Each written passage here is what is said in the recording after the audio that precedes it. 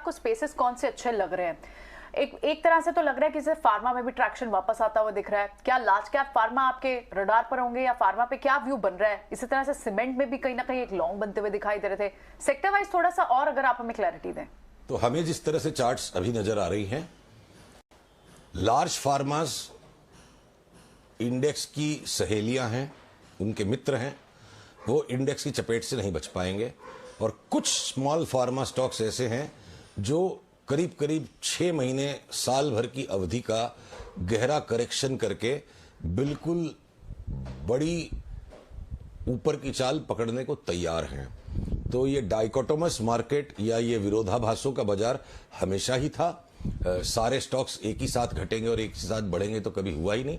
और फिलहाल जब से पिछले 1.5-2 साल से एक ग्लोबल करेक्शन का, और इंडिया में भी ये जो साइडवेज ट्रेडिंग बैंड है, 18,500 से हम 15,000 गए, फिर 19,000 आ गए, एक साइडवेज बैंड है। इस बैंड के अंदर सेक्टर रोटेशंस के अंदर भी साइज रोटेशंस हैं। तो मैं सन फार्मा, डॉक्टर रेड्डीज को लेने की जरूरत अभी नहीं करूंगा।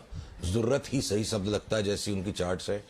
डीवीज लैब्स जैसे इतना पिट गया तो एक माइनर रिबाउंड दे दे, पर लगता है 3-6 महीने में ये भी थोड़ा ढील दे के चले, एकदम से पाबंदी ना लगाएं वक्त की, तो डीवीज लैब भी लगता है 2000 तक लुढ़केगा।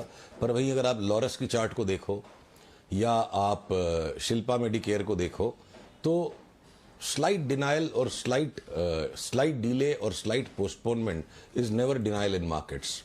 तो और परिपक्व होती जा रही हैं ये चार्ट्स की जो तगड़ा बॉटम वहां बनाएंगी। तो स्मॉलर फार्मा की चार्ट्स लेने के लिए बड़ी इंटरेस्टिंग है, और लार्ज फार्मा मुझे लगता है चपेट में ले लेगा सबको। Well explain Sushil ji. Pharma, health care, diagnostic, डिफेंसिव्स के तौर पर काफ़ी चले भी हैं जब मार्केट में उथल पुथल हमने देखी है, लेकिन साथ ही सीमेंट और कंजम्पशन पर भी आपने अपना नज़रिया हमारे साथ शेयर किया है। सीमेंट सेक्टर की तो अगर बात करें तो ये पूरा हफ्ता ही काफ़ी ज़्यादा खबरें रहीं, कुछ चुनिंदा नंबर्स भी आए जैसे कि अंबुजा सीमेंट जो कि पॉजिटिव रहे, और साथ ही कई सारी खबरें थी जिसके चलते सेक्टर और साथ ही स्टॉक में मूव्स आना शुरू हुआ। कैसी राय रखते हैं आप इस सेक्टर पर? सीमेंट के ऊपर मैं एक ही मिनट में आता हूं। अपोलो हॉस्पिटल्स, ये चार्ट चीख रही है कि मैं किसी भी टाइम लेने के लायक बन जाऊंगी, तो उस पर नजर रखें आपके दर्शक। जब रिवर्सल कंफर्म्ड हो तब ट्रेड करें।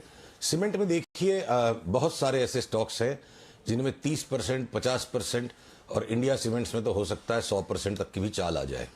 और रही बात ये जो अंबुजा सीमेंट्स या एसीसी, तो देखिए मैं थोड़ा सा ऐसे भी क्या है ना